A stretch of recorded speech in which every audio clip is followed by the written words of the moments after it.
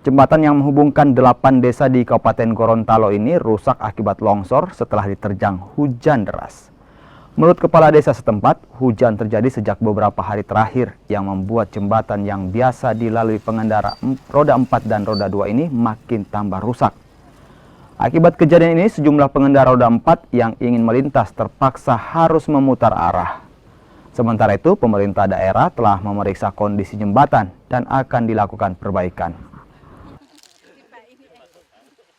Jembatan menghubungkan berapa desa? Menghubungkan 8 desa, Pak. Ya.